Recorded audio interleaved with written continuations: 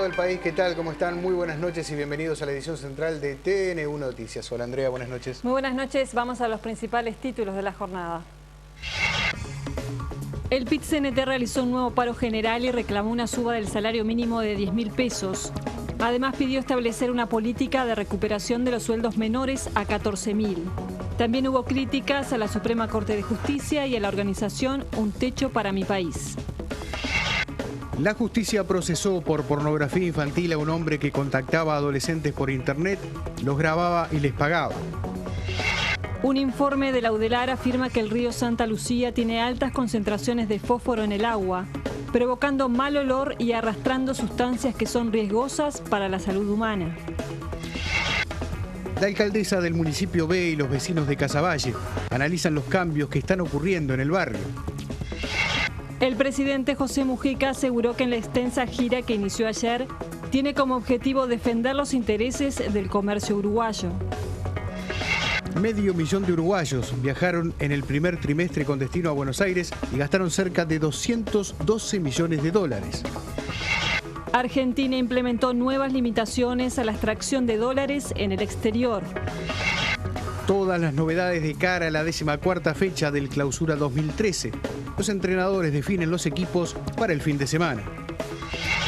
En la entrevista de hoy, Iliana da Silva dialoga con el colectivo Ovejas Negras sobre el lanzamiento de una campaña que promueve la diversidad en la educación.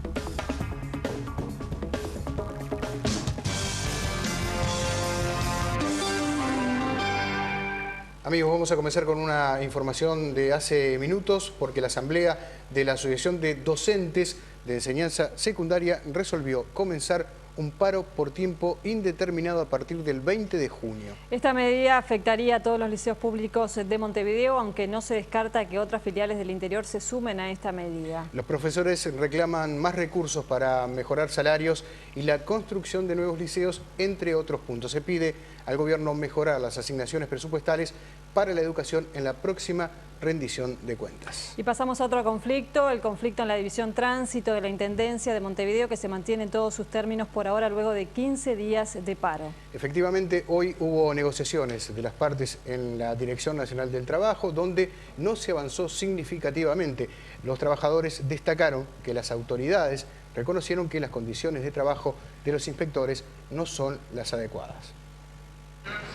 En cada lugar de la coordinadora de tránsito tenemos problemas bastante serios en todas las instalaciones. Entonces que lo reconozcan públicamente y que digan que sí, que tienen que rever, digo, nos parece, digo, no lo han dicho a la prensa, no se lo han dicho a nadie, se lo estamos diciendo a ustedes, digo, porque han concluido con nosotros y coincidido con nosotros. Digo, ese es el punto que nosotros podemos decir que es resaltable, que reconoce que en esas condiciones las compañeras y los compañeros no podían trabajar. Y después lo demás es, que lo tenemos acá apuntado, lo vamos a analizar con los compañeros y bueno, y después veremos cómo salimos de esto. Mientras tanto, ¿las medidas se siguen desarrollando? Si no cambia nada. Por su parte, el director de Recursos Humanos de la Intendencia de Montevideo, Jorge Basso, reafirmó la postura de las autoridades comunales de que los nuevos inspectores trabajen sábados o domingos. También aclaró que se descontarán los días de paro realizados. Lo importante es que logremos resolver el tema de fondo, que es que la ciudad tenga una respuesta de la Intendencia en los términos que cualquier ciudadano que es montevideano y que hace el aporte de sus impuestos requiere, es decir, que haya controles de tránsito todos los días de la semana en los horarios que la División Tránsito entienda que corresponde. Tenemos que generar instancias y ámbitos de conversación, pero bueno, de alguna forma la Administración ha planteado que tiene en este tema ya su posición tomada. Se realizó hoy el primer paro parcial de este año convocado por el PIT-CNT. Los trabajadores de los distintos sectores que adhirían salariales en la próxima rendición de cuentas. Queremos agregar a esta información que la Asociación de Trabajadores de Televisión Nacional adhirió al paro convocado por la Central de Trabajadores sin guardia gremial y por esa razón TN1 Noticias no puede ofrecerles imágenes de la movilización y la lectura de la proclama que realizó la central en la zona del centro de Montevideo. De todas formas, una vez finalizado el paro, contactamos al dirigente Gabriel Molina, quien hizo uso de la palabra en esa concentración, para que contara la plataforma reivindicativa y utilizamos imágenes de archivo. Gabriel Molina, dirigente del PIT-CNT y orador del acto, dijo que son necesarios cambios, entre ellos aumentar el salario mínimo nacional. El salario mínimo nacional a 10.000 pesos. Hay que atender una política salarial que vaya en línea con los más de 600.000 trabajadores que están por debajo de los 14.000 pesos. Molina agregó que para poder distribuir mejor la riqueza son inevitables modificaciones tributarias. El sector rural no paga impuestos primaria.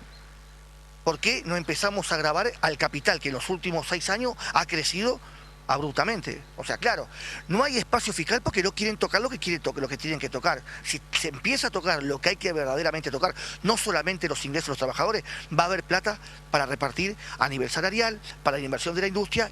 La urgencia de abordar problemas que vive la educación fue otro punto clave planteado por los trabajadores. Es necesario aportes especiales presupuestales para atender los aspectos edilicios y también salariales. Por tanto, para nosotros es una necesidad imperiosa que el gobierno empiece a ir también hacia esa matriz, que es necesaria, porque en definitiva es la educación de nuestros hijos. El vocero de la Central Obrera en su discurso se opuso a los fallos de la Suprema Corte de Justicia en casos de derechos humanos. Molina criticó las soluciones habitacionales que promueve la organización Un Techo para Mi País e invitó a los voluntarios a trabajar en el Plan Juntos, plan de integración sociohabitacional que se encuentra en la órbita de Presidencia de la República.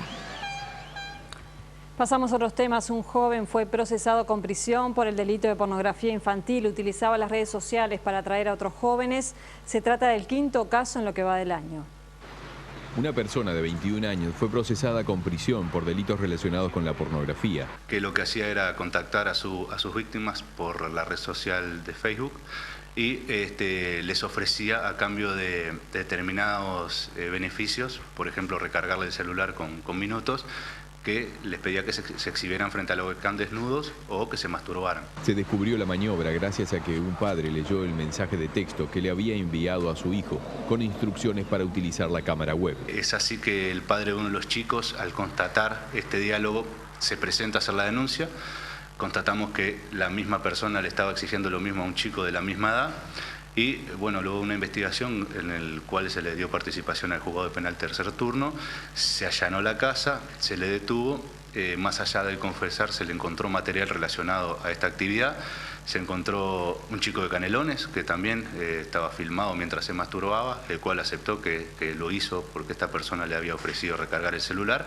El individuo se relacionó con jóvenes de Uruguay y de Argentina, además de menores del Liceo Palotti, donde según la policía trabajaba en papelería. Y básicamente la ley 17815, en este caso el juez le aplicó el artículo 4, que es retribución o promesa de retribución para que menores de edad ejerzan actos sexuales. A su vez, un comunicado del liceo indica que el procesado no es ni fue funcionario del Palotti, sino que está ligado familiarmente a quien se encuentra al frente del servicio tercerizado de papelería. Nos preguntamos qué se puede hacer ante estos casos para proteger a los niños. Las autoridades policiales indagan y manejan varias medidas que ayudan a que los padres se mantengan alertas. El negocio de la pornografía infantil es uno de los más lucrativos y utiliza las redes sociales para engañar a sus víctimas. Por ejemplo, en un chat de niños se crean un perfil falso como otro niño, empiezan a recolectar información de dónde estudian, en qué escuela van, los nombres de los papás, etcétera, etcétera. Desde otra cuenta utilizan toda esa información que obtuvieron para amenazarlos, decirle que conocen a su familia, que van a matar a la mamá si no prende la webcam de noche. Entonces, bajo el temor infundido a ese menor, es que le exigen que comiencen con cosas pequeñas, primero desnudarse frente a la webcam y después le van exigiendo más. El psicólogo y escritor Roberto Balaguer explica la importancia del diálogo entre padres e hijos. Y sobre todo hacerlo tema, es decir, que los chicos puedan hablar de eso que hacen ahí, no como algo que lo hacen a escondidas o en un lugar paralelo al mundo de todos los días, sino algo que pueda ser tema. Es decir, hacer tema significa, bueno, me mandaron un mensaje de tal o cual índole, mira lo que me propuso un fulano o soy amigo de tal o cual. Ninguno de los expertos recomienda prohibir el contacto con Internet y las redes sociales. ¿No? A medida que va creciendo, uno tiene que ir pasando como por 3 etapas, digamos, una primera de control, una segunda intermedia de monitoreo, es decir, bueno, de ver en qué están, cada tanto charlar, ver quiénes son los amigos, cuáles son los criterios para aceptar la solicitud de amistad. Las recomendaciones son variadas. y los pedófilos se denomina grooming, la modalidad grooming, que es cuando un adulto se crea un perfil de un chico o una chica adolescente, empieza a recolectar información de él y lo termina seduciendo, en la mayoría de los casos, para que genere este tipo de material pornográfico. Y después lo mismo, es utilizado para extorsionarlo, para que lo siga haciendo si no sube a la red o le da sus contactos el material que ya produjo. El año pasado hubo 8 procesados por pedofilia. En lo que va del 2013 ya son 5. La cifra podría crecer tras las investigaciones a nivel regional. Hay pedófilos que trafican y comercializan pornografía de niños de muy corta edad con abusos extremos. La División de Crimen Organizado opera junto a Interpol en el Grupo de Trabajo Latinoamericano de Delitos Tecnológicos. Un informe elaborado por las Facultades de Ingeniería, Agronomía, Ciencias y Química advierte por el alto nivel de fósforo en las aguas que van desde la cuenca de Santa Lucía hasta Aguas Corrientes. Desde OCE se asegura a la población que el producto que ofrece el ente no presenta riesgos para la salud. El estudio presentado por la Universidad de la República confirma que el río Santa Lucía tiene altas concentraciones de fósforo en el agua, lo que causa mal olor y arrastra sustancias que son riesgosas para la salud humana. El informe también advierte que la presencia de fósforo en las aguas es casi irreversible. El presidente de OCE, Milton Machado, señaló que ya estaban al tanto de dichas condiciones en la cuenca y que se actuó en consecuencia. Estamos hablando del agua bruta del río Santa Lucía y sus afluentes, ¿no? Pero nosotros esto ya sabíamos. Por eso nosotros decimos que OCE ya había tomado determinadas medidas y en sus planes del año pasado nosotros tenemos previsto determinados ajustes y mejoras en lo que es la infraestructura de aguas corrientes. Se estima que el 80% de la contaminación con nutrientes y de demanda biológica de oxígeno se debe a fuentes difusas. Estas son las provenientes de actividades agropecuarias. La cuenca de Santa Lucía está sometida a una presión medioambiental importante por todo esto que hablamos del incremento productivo, tanto en la industria como en el agro estamos hablando, ¿no? Ahí contaminan también frigoríficos, curtiembres, que es una fuente importante. El jerarca garantizó a la población que el agua se puede tomar sin ningún problema. O se toma esa agua bruta del río y ahí es donde empieza el proceso de potabilización. Y OCE hoy tiene toda la infraestructura necesaria con todos los procesos técnicos de filtración, decantación, de cloración para entregarle a la población el agua potable bajo la normativa nacional y todos los parámetros internacionales que corresponden. El presidente José Mujica aseguró en su audición radial que la extensa gira que inició tendrá como objetivo defender los intereses del comercio uruguayo y destacó la importancia del mercado chino para concretar objetivos.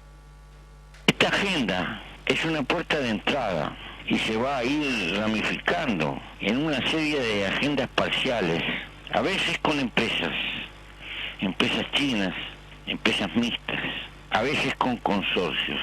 Y naturalmente intentaremos que esté presente los intereses del comercio uruguayo. Dentro de poco el Mercosur tendrá que discutir inequívocamente el rumbo con quién suscribe acuerdos y hasta dónde llegan esos acuerdos. Arriba de la mesa global del Mercosur va a estar el resultado de las discusiones con Europa y con otras latitudes. Obviamente, también va a estar la presencia inequívoca de la República Popular China y de otros países asiáticos.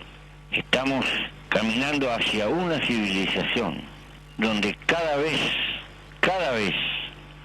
las relaciones con el mundo se estrechan, son francamente ineludibles, mucho más para un pequeño país. Una encuesta correspondiente a abril de este año de la consultora Cifra otorga un 42% de aprobación a la gestión del presidente José Mujica, al tiempo que muestra un 44% de simpatía de los uruguayos frente a la figura del primer mandatario.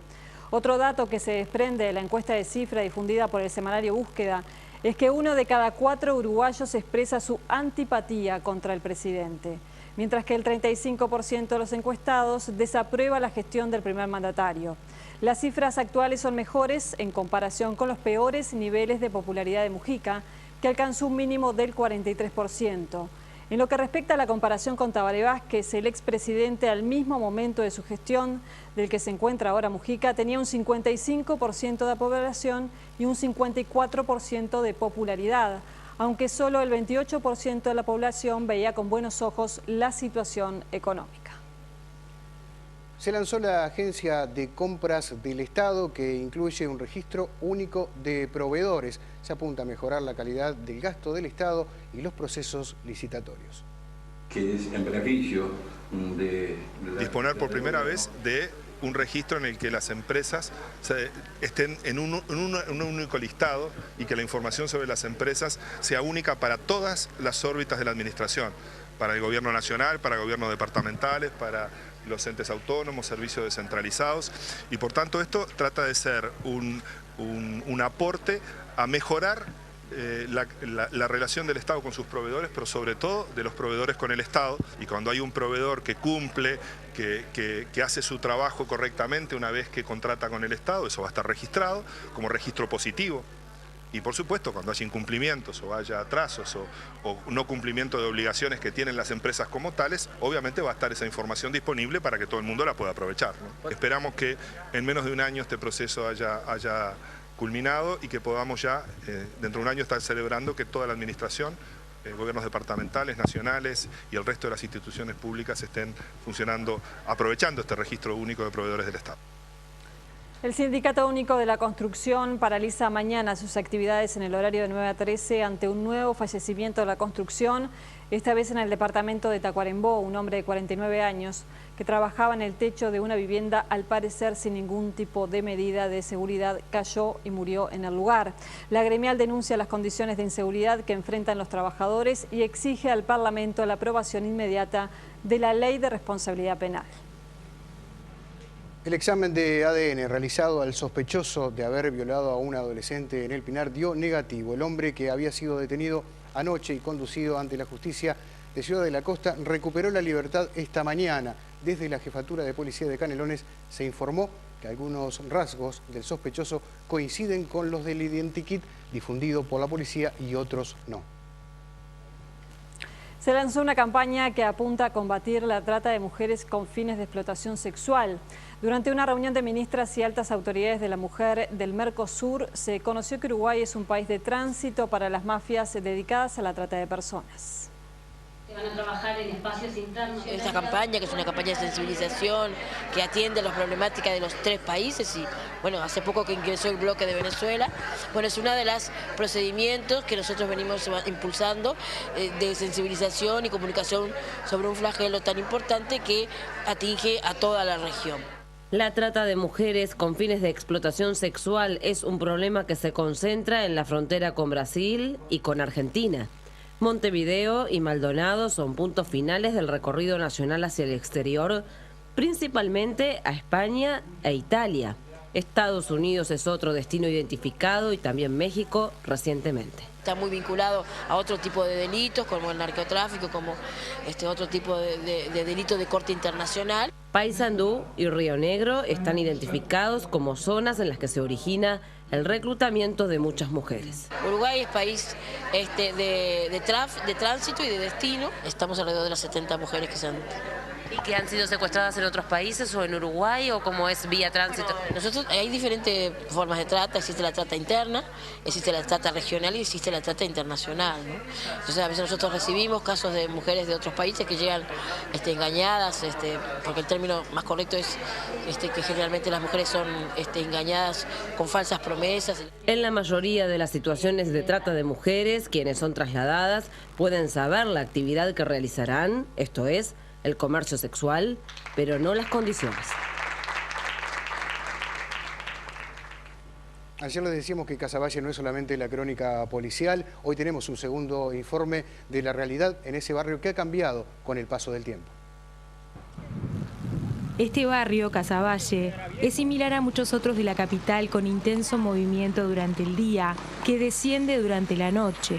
Sandra Nedov, alcaldesa del municipio de, reconoce un escenario que hay que revertir. Hay gente que tiene miedo, hay gente que no participa porque tiene miedo de dejar sus casas, hay una situación de conflicto, pero creemos que es importante por la misma gente que vive en la zona, resaltar que en realidad no vivimos en Sarajevo ni en una favela y que es imposible pasar, que no hay servicios, porque en realidad no es así.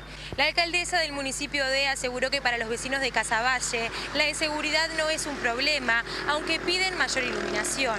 Iluminación en las calles o mejora de alguna calle para que sea transitable. Yo hago mandado, vengo tarde en la noche, no tengo problema ninguno. Digo, yo acá no se nota la inseguridad del barrio. A veces habrá alguno drogado, pero a mí nunca nadie me molestó.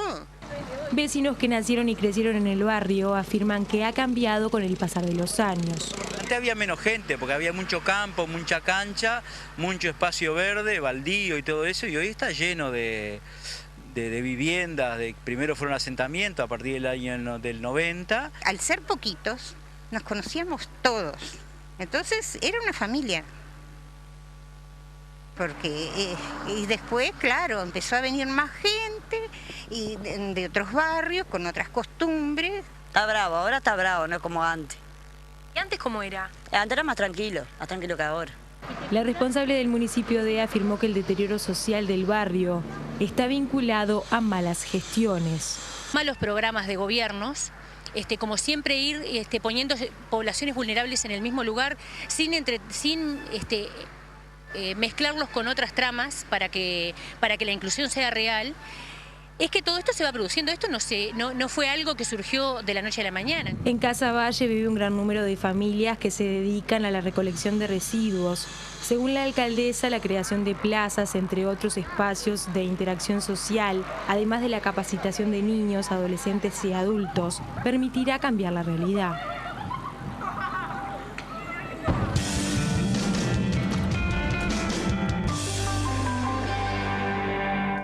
Según datos del Ministerio de Turismo, casi 500 000 de uruguayos viajó en el primer trimestre del año hacia Argentina y gastaron unos 212 millones de dólares. Por otra parte, la posibilidad de que los argentinos vengan a Uruguay para retirar dólares en los cajeros electrónicos quedó restringida por una decisión de las instituciones financieras de ese país. Los bancos emisores de tarjetas de crédito que operan en Argentina limitaron a $100 por trimestre la cantidad de plata que sus usuarios podrán retirar en países limítrofes. En el resto del mundo, el límite será de $800. Según versiones de medios de comunicación argentinos, la implantación de este límite se debió a las presiones del gobierno de Cristina Fernández.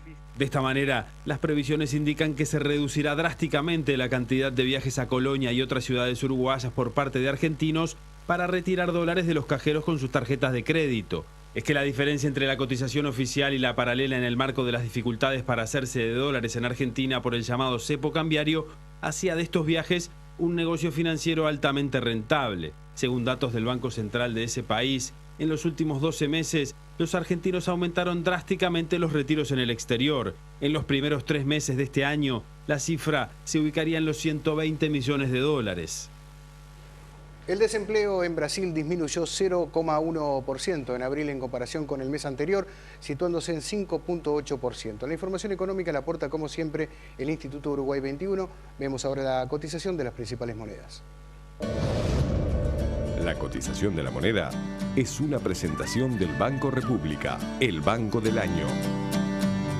Subió el precio del dólar, que en la compra cerró a 18.80 y en la venta a 19.35. También subió el dólar interbancario billete, en este caso a 19,092. Se mantuvo el peso argentino 1,90, 2,90. Subió el real 8,45, 9,95 y también subió el euro billete, 24 pesos en la compra, 25,50 en la venta. La unidad indexada 2,6063.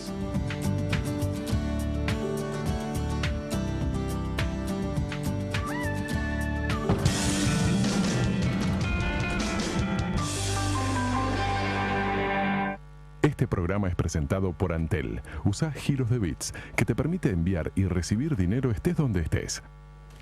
En Brasil, un incendio en tanques de combustible en las cercanías de Río de Janeiro provocó pánico en los habitantes de las viviendas cercanas al siniestro. Ampliamos esta y otras noticias internacionales. Un incendio se desató este jueves en un depósito de combustible en la región metropolitana de Río de Janeiro, en Brasil, que se extendió a casas vecinas sin que hasta el momento se reportaran víctimas, según informaron los medios locales. Las imágenes de la televisora Globo News mostraban 6 grandes depósitos de combustible con llamas que alcanzaban hasta 50 metros de altura en Duque de Caxias, en una zona con numerosas casas. Los bomberos evacuaron a los habitantes más próximos, incluyendo a una escuela.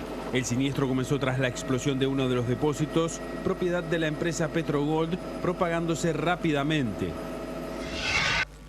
Este jueves comenzó en Cali, Colombia, la cumbre de la Alianza del Pacífico, un bloque comercial conformado por los colombianos, Chile, Perú y México. El mandatario colombiano Juan Manuel Santos dijo en un discurso que este será el siglo del Pacífico y de América Latina, asumiendo la presidencia de un bloque que busca incrementar sus intercambios comerciales y de inversión, especialmente con Asia. La Alianza del Pacífico es un mecanismo de integración creado formalmente en 2012 para propiciar el libre flujo de bienes, inversiones y personas entre sus socios. Costa Rica se adherirá a la alianza, según confirmó la mandataria Laura Chinchilla, y a la cumbre también asisten delegaciones y gobernantes de varios países como observadores, incluyendo al vicepresidente uruguayo Danilo Astori. El secretario de Estado de Estados Unidos, John Kerry, se reunió este jueves por separado con los gobernantes de Israel y Palestina y mencionó una posible reactivación del proceso de paz. En todo caso, agotaremos todas las opciones para alcanzar la paz, dijo Kerry, al reunirse con el primer ministro israelí Benjamín Netanyahu en Jerusalén, luego de llegar a Israel procedente de Jordania. Kerry también se encontró con el presidente palestino Mahmoud Abbas en un encuentro del que no trascendieron detalles.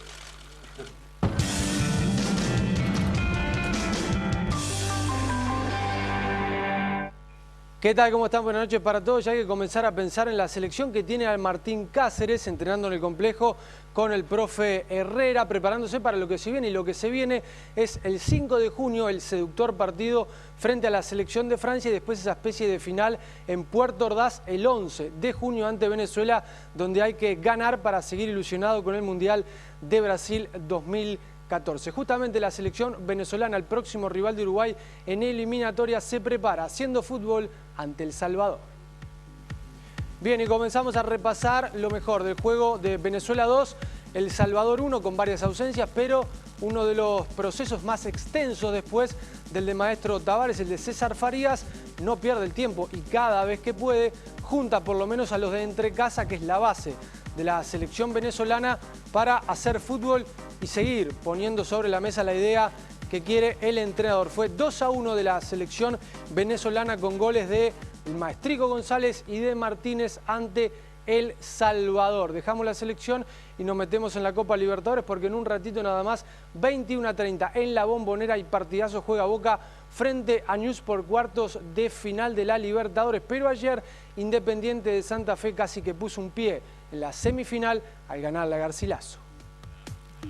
Bien, y repasamos lo mejor del 3-1 de Independiente Santa Fe, del equipo colombiano, que fue hasta el Estadio Inca de Garcilaso de la Vega para ganarle justamente al equipo que eliminó a Nacional. Fue 3-1 la victoria de Independiente Santa Fe, que todavía no conoce su rival en semifinal, porque hay que ver si pasan los dos brasileños, se tendrán que eliminar entre ellos. Mesa hacía el primero, Medina convertía el segundo para el equipo colombiano y Jefferson Cuero, el ex Once Caldas, hacía el tercero. Este es Medina, el pibe de 32 años que cada vez juega mejor. Ramúa hacía el descuento para el equipo de Garcilaso, que la tiene complicada cuando vaya a jugar a Santa Fe. Fue 3-1 de Independiente. Hoy juega además Atlético Mineiro frente a Tijuana y ayer jugaron en Fluminense. El Fluminense frente a Olimpia de Paraguay terminó 0-0, una gran actuación de Martín Silva, el uruguayo, el arquero, el ex defensor,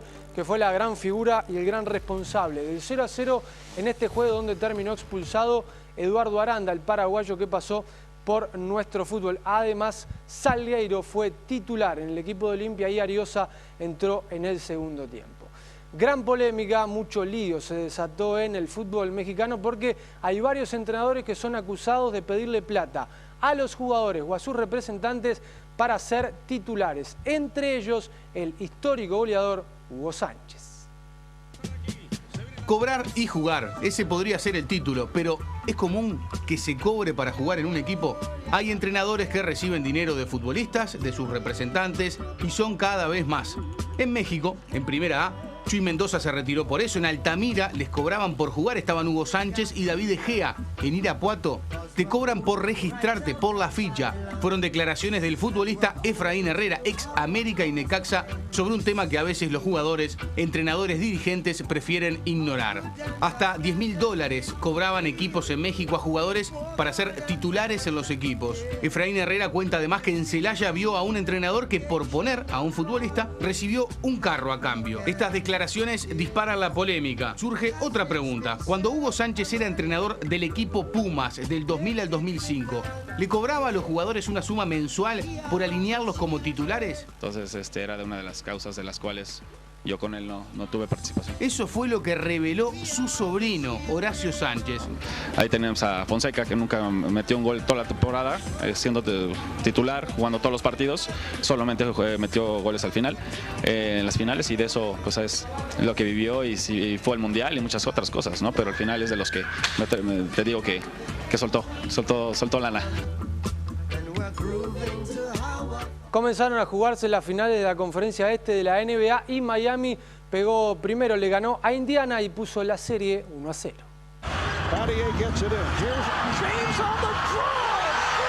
LeBron se vistió de superhéroe para tirar la última bola del partido y llevarse el primer punto de la final de conferencia este para Miami. Ya en tiempo suplementario, James se cargó la responsabilidad y venció al reloj en un gran movimiento individual. El alero terminó con 30 puntos, 10 rebotes y 10 asistencias para la victoria en 103-102 luego de alargue en 92. El viernes en la noche se juega el segundo punto en Miami entre los Heat y los Pacers. En nuestro país, varios jóvenes del INAU participan de un proyecto deportivo en la Plaza de Deportes número 12. La idea es integrarlo socialmente a través del fútbol. En la Plaza de Deportes número 12, todos los lunes, miércoles y viernes, un grupo de jóvenes de INAU provenientes de diversos grupos como hogares y clubes de niños practican fútbol. Una práctica del deporte desde el punto de vista educativo y recreativo. Que el deporte le sirva a estos jóvenes como una forma de vivir su vida diaria. Entrenan para el campeonato intercolegial al cual fueron invitados desde el año pasado. El requisito es que deben estudiar y se los incentiva en ese camino. Hay un tema cultural con el fútbol que es la excusa. Y a partir de eso, bueno, hay mucho, ¿no? A nivel de forjar el carácter de los chiquilines, promocionar lo que es la tolerancia a la frustración, que a veces la competencia misma te lo da. Es un proyecto socioeducativo y deportivo, pero también de competencia. Hay que darle la posibilidad a los chicos de que ganen, darle oportunidades de que realicen entrenamientos físicos, que adquieran forma física para sentirse más confiados, generar más confianza, entrenamiento técnico, táctico con la entrenadora para que también cuando jueguen un partido sepan qué tienen que hacer, cómo moverse, y eso les genera confianza, les eleva la autoestima. El equipo participa en la Liga de ADIC, la intercolegial con realidades diferentes. Para este año van a incluir handball y fútbol femenino en el proyecto. Está bueno, yo qué sé, conoces compañeros nuevos, te amigás y eso, y después queda como amigo del fútbol.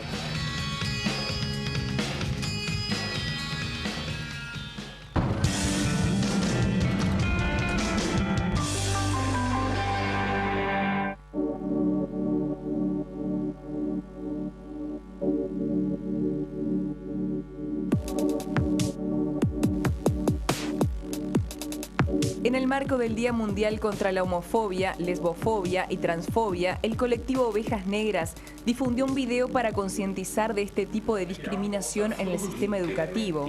A través de testimonios de docentes y alumnos e imágenes que la gente envió a través de las redes sociales, el corto busca identificar el problema y buscar soluciones. Existe en la clase, existe en el recreo, existe en los alrededores de los liceos de la SUTU, y sí, nosotros formamos parte de eso también. Yo me crié y estudié en un pueblo del interior, en Canelones ciudad, y de mi generación y 2 o 3 generaciones antes y después era el puto. Ya haciéndolo más violento, digo, pero fue así, o sea, durante la infancia y parte de la adolescencia, ya lo veía y de manera más directa y más grosera. Ninguna persona, sin importar si es trans o no trans, tendría que pasar por ello, por el simple derecho de educarse. El colectivo Ovejas Negras ofrece además talleres para docentes y alumnos sobre la inclusión de la diversidad sexual en los cursos. Para conocer un poco más acerca de esta campaña sobre la no discriminación en el sistema educativo, recibimos aquí en Televisión Nacional a Diego Sempol, del colectivo Ovejas Negras. ¿Qué tal? ¿Cómo estás, Diego? Hola, ¿qué tal? Gracias por estar en Televisión Nacional. ¿Cuáles son las situaciones que ustedes en este tiempo de trabajo del colectivo visualizan como discriminatorias en el sistema educativo? Y nosotros, por un lado, vemos que en el mejor de los casos la institución hace silencio sobre estos temas. Muchas veces la institución educativa es cómplice de las situaciones de discriminación. Vemos una enorme desinformación en el caso de los docentes sobre temas de diversidad sexual y de género. Y además también recibimos cotidianamente muchas denuncias de estudiantes gay, lesbianas o incluso a veces trans que plantean la imposibilidad de seguir avanzando a habitar el sistema educativo debido al acoso y a la violencia cotidiana que sufren en las aulas. Entonces, un poco la idea de este video era introducir el tema en el debate público y además generar una primera herramienta para poder permitir desde algún lugar empezar a trabajar este tema en el sistema educativo. Ustedes están trabajando ya desde hace un tiempo, me contabas que desde hace 4 años hacen talleres para docentes y también para alumnos. ¿Cómo ha sido esa primera experiencia? Fue muy buena, la verdad que la línea de trabajo sí tiene ya casi 4 años en ese sentido. Hemos trabajado con maestras, con profesores de centros educativos y en algunos casos con adolescentes, y en general la experiencia es muy rica, es muy movilizadora para todos los que participan y genera de alguna forma nuevas posibilidades dentro de la institución. Nosotros lo que queremos a partir de ahora es sistematizar esta experiencia mucho más. Entonces estamos trabajando con el programa de educación sexual, con los centros de formación docente del país, para de alguna forma y más amplio alcance. En ese sentido vamos a hacer una jornada de capacitación con los docentes de psicología evolutiva de todos los centros de formación docente del país el 31 de mayo, que esto lo estamos organizando conjuntamente con el PES y el Centro de Formación Docente y financiado por el UNFA, y además vamos a hacer un curso de capacitación para referentes en educación sexual que va a durar más o menos 2 meses y medio, en los cuales se va a generar una cantidad de herramientas para que los docentes empiecen a trabajar este tema efectivamente. ¿Cómo se traslada eso al aula? Por ejemplo, en primaria, en secundaria, hablar de diversidad sexual. Creo que precisamente cada nivel necesita estrategias específicas. En el caso de primaria es imprescindible, por ejemplo, apelar a juegos o a cuentos para niños que de alguna forma introduzcan la existencia de arreglos familiares que no son los socialmente considerados hegemónicos. Hoy por hoy el sistema educativo sigue hablando de un único modelo de familia, que es la familia de papá, mamá con nene y nena, cuando en realidad esto solo representa el 30% de los arreglos familiares que existen en nuestra sociedad. Entonces lo que creemos que es imprescindible es que el sistema educativo empiece a ampliar su discurso sobre los arreglos familiares y que empiece a hablar de la diversidad social que efectivamente existe en la sociedad y dentro de las propias aulas. Esto es imprescindible ¿para qué? Para generar climas de convivencia que sean respetuosos de la diversidad sexual y a su vez combatir de fondo los problemas de discriminación que se comienzan a enquistar dentro del sistema educativo. Hablábamos fuera de cámara un poco de algunos ejemplos de cómo se podía trasladar la diversidad sexual al aula, por ejemplo, en secundaria. Por ejemplo, ¿cómo podría ser? Y por ejemplo, en el caso de historia, los programas de historia de 4º año trabajan en el siglo XX, entonces se podía trabajar perfectamente el surgimiento del movimiento homosexual en Estados Unidos o el movimiento de los derechos, por la lucha por los derechos civiles también en ese marco. Se puede trabajar en el caso de programas que trabajan la cuestión de la Edad Media, la Inquisición y cómo precisamente hizo objeto en diferentes grupos, entre ellos a los disidentes sexuales en sus mecanismos de persecución. En el caso de la literatura, agarrar autores que tienen una trayectoria, una biografía en este sentido, García Lorca, y presentarlo, o de repente agarrar un texto, un poema lésbico y a partir de eso utilizarlo como una cuestión disparadora para generar la discusión. O sea, la idea es tratar de transversalizar efectivamente los temas dentro del sistema educativo y para eso cada asignatura, cada docente tiene que construir sus propias herramientas. Nosotros estamos construyendo algunas a forma de ejemplo para facilitar ese proceso. ¿Y hasta ahora han tenido una buena respuesta por parte de los docentes o hay cierta resistencia? No, hay una altísima demanda realmente por parte de los docentes. Hoy por hoy nosotros a nuestra página web o para el Facebook nos llegan 5 o 6 pedidos por día para hacer talleres de formación. O sea que lo que está claro es que realmente es un tema que no se sabe mucho y que además hay una altísima demanda de formación específica en esa área. Realidades distintas, Montevideo capital, capital, el interior, ¿no? Sí. ¿Cómo abordar esa realidad del interior? Porque incluso en los testimonios que compartíamos recién se habla de que es mucho más difícil ser homosexual en el interior, hablar de sexualidad en el interior que en Montevideo. Sí, hay zonas del interior donde todavía la realidad sigue siendo como casi los años 80 en Montevideo, donde ser homosexual, donde ser lesbiana visiblemente genera agresión física, golpizas, problemas realmente serios que muchas veces ni siquiera la institución toma como un problema a trabajar. Entonces, las estrategias tienen que ser bien contextuales, bien adaptadas a cada una de las realidades y cada docente tiene que promover de alguna forma la generación de acuerdos con la dirección y con el resto del equipo docente a efectos de establecer cuáles van a ser los criterios de trabajar este tipo de temas.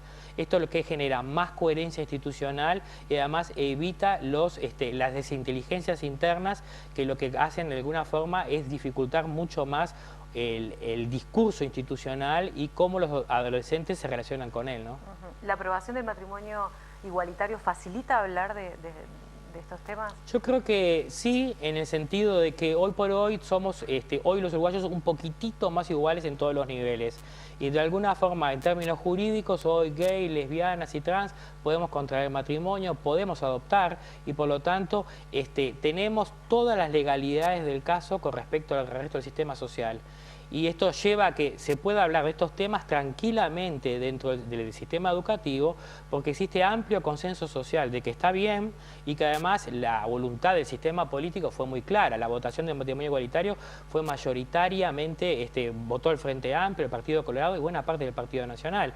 O sea que el tema dentro del sistema político está saldado y ahora es hora de empezar a llevar estas conquistas legales a la vida cotidiana de la gente y empezar a modificar, ¿no?, esa dimensión de la realidad. Diego, ¿cómo puede hacer un docente o una institución si están interesados en participar de esta experiencia de los talleres? Pueden escribirnos a nuestro Facebook o si no a social@ovejas.org y ahí solicitando un taller, una instancia de formación, ahí se ponen en contacto, nos ponen a nosotros en contacto con la Comisión de Educación de Ovejas Negras y nos ponemos en contacto con ellos para coordinar día, hora y los contenidos específicos. Diego, te agradezco mucho tu tiempo. No, gracias a ustedes. Gracias por estar en Televisión Nacional. Con ustedes me reencuentro el próximo jueves, siguen en TNU Noticias.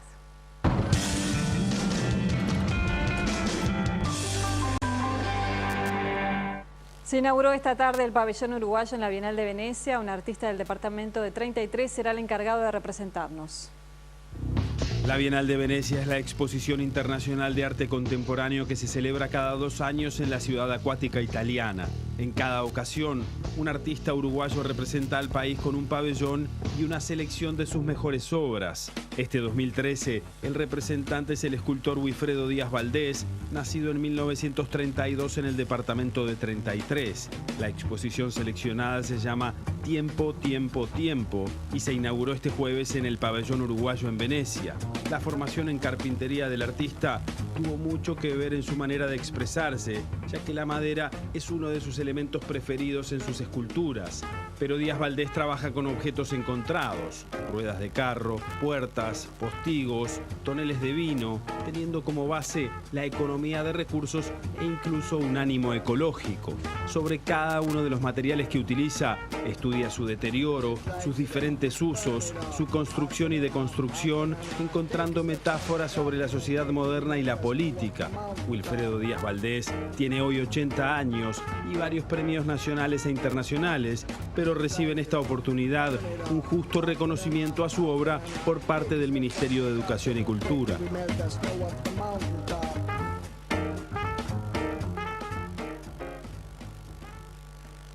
Y vamos a conocer ahora el pronóstico del tiempo de Nubel Cisneros.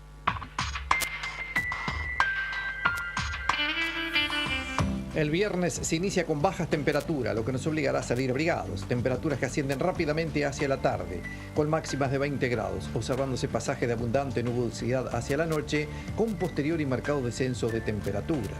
El sábado habrá que salir con un muy buen abrigo, pues el ingreso de aire frío del sur marcará bajas temperaturas mínimas. Hacia la tarde, los vientos amainan, lo que provocará un leve ascenso en los registros termométricos, con máximas que estarán ubicándose entre los 15 y 18 grados y habrá buena presencia de sol. Y si tiene pensada actividades nocturnas, no podrá olvidar el abrigo.